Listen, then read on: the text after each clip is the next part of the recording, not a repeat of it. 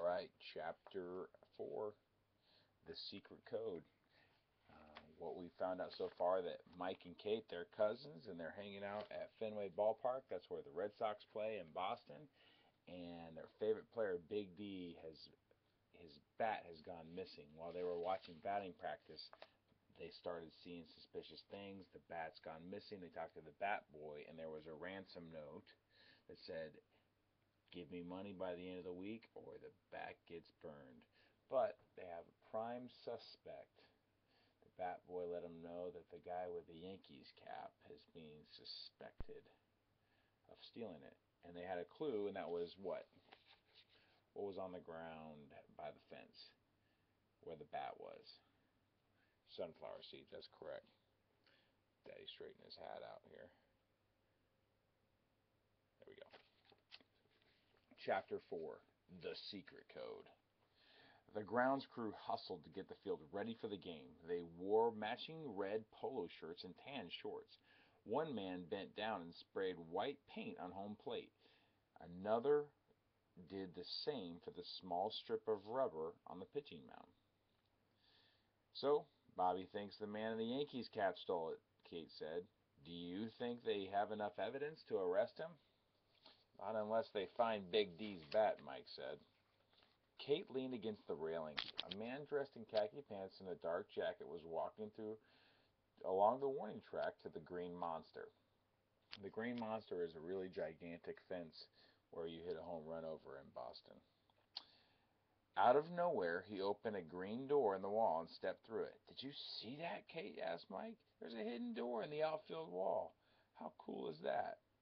"That door is used by the people who work the scoreboard," Mike said. "Most parks have electronic scoreboards, but Fenway's is old-fashioned. They change the score by hand." Picture there.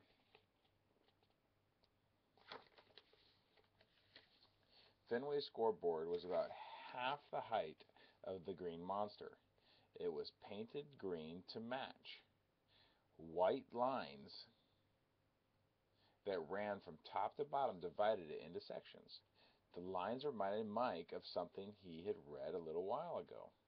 "What if the bat is hidden somewhere really obvious?" he said, "just like Fenway's hidden message." "What hidden message?" Kate asked. She loved puzzles. "It's on the scoreboard. It's easy to see once you know about it."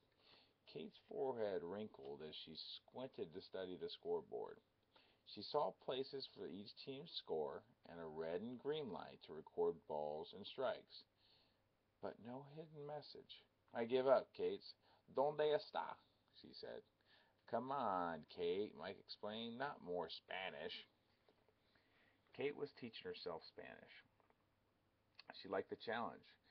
She liked to challenge Mike with new words and phrases. Okay, where is it?"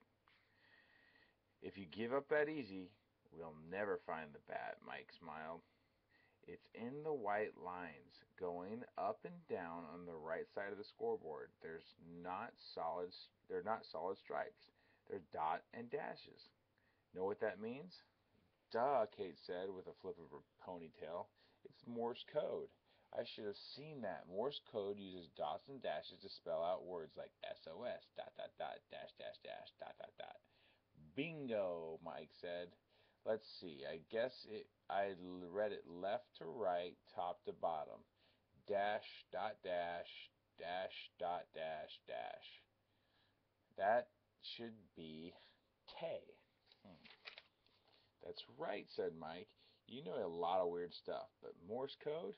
How did you learn that?" Kate looked down and blushed. "After my parents got divorced, my father used to write me coded messages. When he'd send me or Mom a letter or email, he'd put part of it in Morse code for me to figure out, and I'd write him back in Morse code. It was fun. After a while, I got really good at it." "Pretty cool. I never knew that.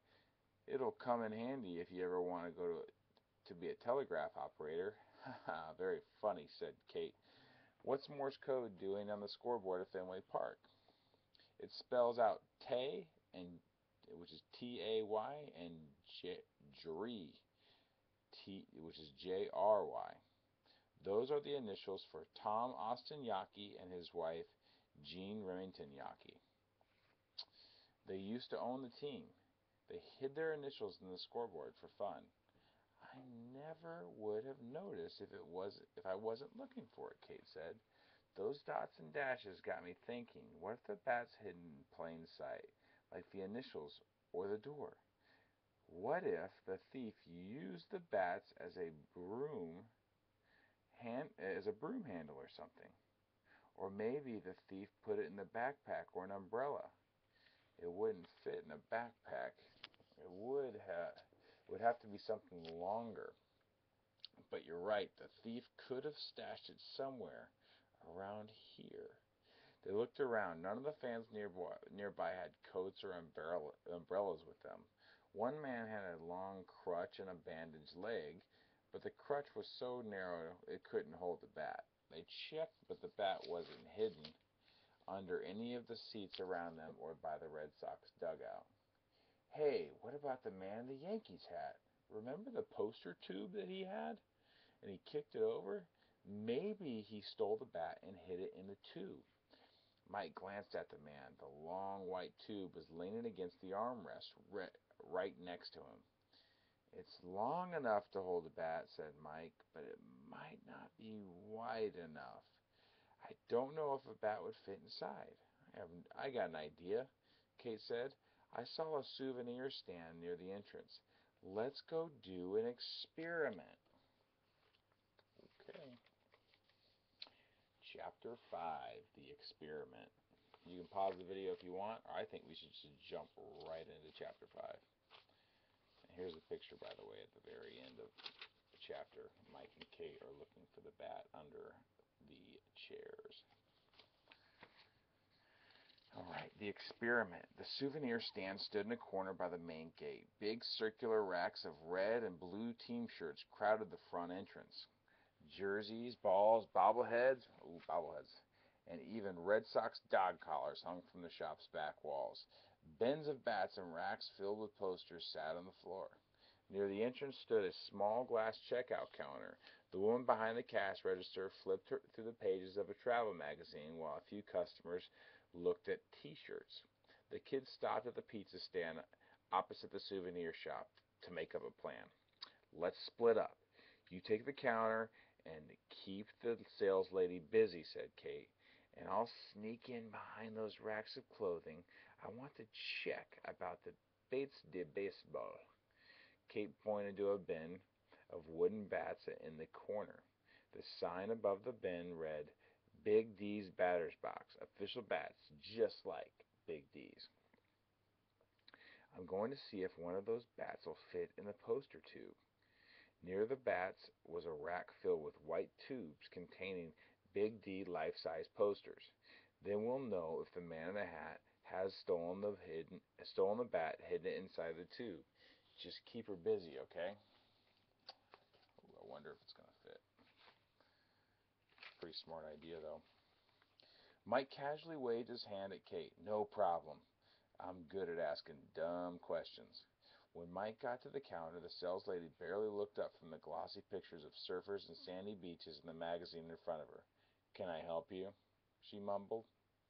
Mike could tell that she didn't think a 9-year-old kid was an important customer. Yeah, Mike replied. He watched Kate slip into the store and vanish behind a rack of clothes. She looked down at the small glass case. Inside were watches, baseballs, and other souvenirs. I was wondering how much that thing is. He pointed vaguely at a baseball in the case. Out of the corner of his eye, Mike saw Kate edge over to the rack of posters. She picked up one of the posters and sneaked out of view. Well, it depends on which one you want, the sales lady said. She set her magazine aside. What are you interested in?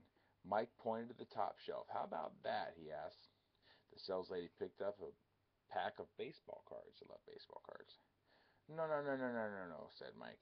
Not that. I want this. He pointed to the baseball next to the cards. The woman sighed. She took out the ball and handed it to Mike. He turned it over in his hands. The ball was covered with signatures from the Red Sox. Are these real? He asked. Mike could tell they were just printed on the baseball, but he was trying to buy Kate some more time. Huh? No, said the sales lady. The players don't actually sign the ball. The signatures are just stamped on there.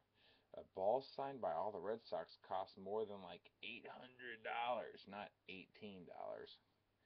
Oh, Mike said. I don't want it then. Can I see the pen inside instead?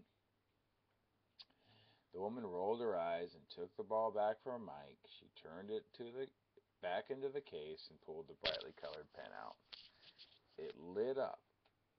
Well, it lit up red when the button was pushed.